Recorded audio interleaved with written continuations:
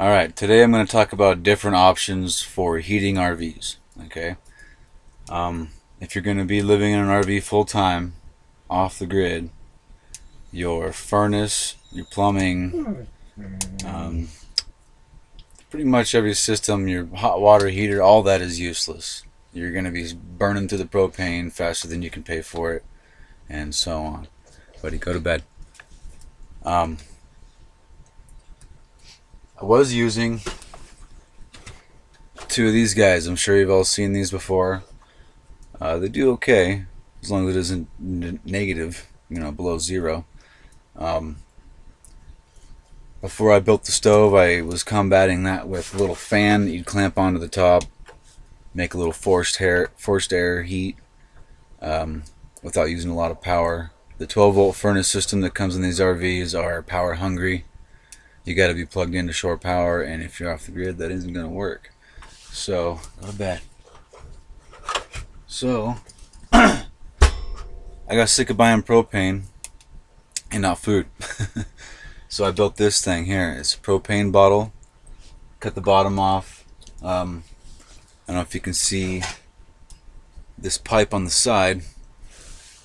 It's an old gas pipe from a house. It goes up inside and goes across the top and injects super hot air to recombust the smoke before it's on its way out. Any new stove has got this in it. If they're not certified, they don't. But don't let that fool you. It's not that hard to do. You can figure it out yourself and make a really efficient stove. If you look outside right now, you can't hardly see any smoke coming out, and that's why. It's called an afterburner. Other than that, it's just a propane bottle. For the chimney stack, it's a 3-inch pipe. Single wall for now until I can afford some better stuff, but it works just fine. I've got old road construction signs for heat shields made of aluminum. You can stick your hand back there and it's cold, so those things do great for heat dissipation. That's pretty much the key, is heat shielding everything. I still got to tear the carpet up and put something down that's non-inflammable, but you really shouldn't leave these things unattended anyways. But last time it was negative 24 degrees outside. I think it was 79 in here. We had the windows open during the blizzard. So this has been awesome, and you can't find any information on them online. Everybody says you can't do it, you can't do it, you'll burn the place down. Well, you got to be smarter than the average bear and heat shield and all that stuff. So this is just one of my systems I've figured out for off the grid living in an RV. I think the total cost of this was about 15 bucks. I mean, everything was laying around. I got the propane bottle for free. I just need a little welder and grinder to cut the door out. Now the Mr. Heaters keep us warm at night, so I don't have to run this all night long, because these little logs that you put in here don't last too long. But if you're up during the day, it's no big deal to just throw logs in there every once in a while. But at night, if you want to get some sleep, I suggest a couple of these guys with fans, 12-volt fans or whatever, and that'll keep it at a comfortable 60, maybe 59 for sleeping, which is fine for me. Another thing I was going to talk about was my solar system. Okay, if you're going off grid, you got to have power somehow, and the best way to do this as of now are solar panels.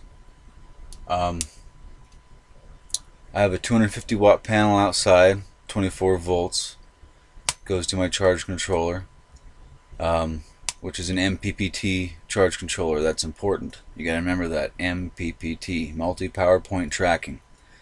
This enables you to charge the batteries with other power points, and it also keeps track of the sun and gives you maximum charge throughout the day. It also gives you a float charge at the end of the day. There's a lot to it for me to explain right now, but if you guys look it up, it'll give you everything you need to know. 2 deep cell batteries, 84 bucks a pop, batteries plus. Charge controller was about 120 bucks. Panel was 250. That's not too bad. A little bit of wiring for, I don't know, 30-40 bucks and you're set. Now, the other half of that is the appliances you use. You can't just use anything. I got 12-volt TVs. I got two of them. I got an HD TV and just a regular old small guy. There's a small one. The small TV actually takes about the same amount of power as my my HD TV over there. And you know, I'm watching the same HD stuff as everybody else. I could even get some cable going if I wanted to, but I just watch free TV.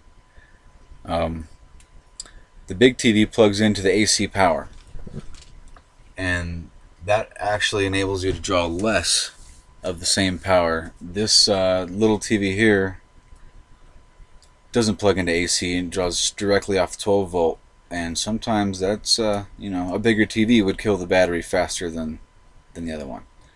So there's a lot to think about when it comes to 12 volt appliances. You really got to pay attention to the draw, the amperage draw and all that. A lot of math involved, but it's not that hard. I'll be doing another video showing all the components next time. But for all you guys that say you can't or shouldn't do this, I'm doing it, and I'm glad I did. Propane, when you burn propane heat, it puts moisture in the air. When it's negative 20 outside, that moisture is going to freeze on your windows, and you're going to feel like you're living in an ice cube. Not very fun. It can get depressing in the middle of the winter when you can't see out your windows. With this thing, it keeps the whole place dry. I almost have to put a kettle on top to make some humidity once in a while. You can feel it get really dry in here, but the windows are crystal clear. There's no icicles inside. I don't have to deal with smelling propane or changing the bottle out.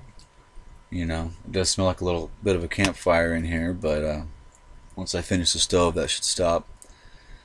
So yeah, for those of you that can't find information about the wood burning stoves in your RV, here you go. It's possible. It's got to be a little bit smarter about it than let's say your average person. Think about it, think it through, you know. But you can see all my heat shielding there, and that's about it.